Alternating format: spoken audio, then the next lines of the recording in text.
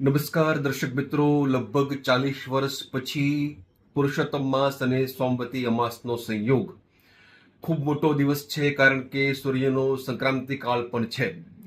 આ દિવસે હું તમને જે બતાવું છું એ તમે મંત્ર જાપ કરશો, તમને ચોક્કસ લાભ થશે, મોટા ફાયદાઓ થશે.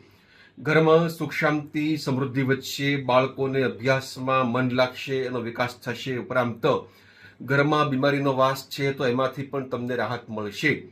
કોર્ટ કચેરીના કોઈ પ્રશ્ન છે, કોઈ નાણાકીય પ્રશ્ન છે, આર્થિક કોઈ સમસ્યા છે, વ્યાપારમાં ધંધામાં નોકરીમાં કોઈ પ્રશ્ન છે તો એમાંથી પણ તમને ઘણી બધી સાનુકૂળતા સર્જાશે અને ભગવાનની કૃપા થશે.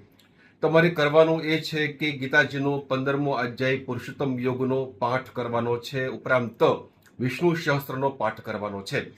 સાથે શ્રી સૂક્તમના પાઠ પણ કરવાના છે. આ તમે કરશો, ચોક્કસ તમને લાભ થશે, મોટો ફાયદો થશે. તમને આ વિડીયો ગમ્યો હોય, મારા પેજને ફોલો કરવાનું ભૂલતા નહીં. ફરી પાછા મળશું. રજા આપશો. જય શ્રી કૃષ્ણ. જય સિયારામ. નમસ્કાર.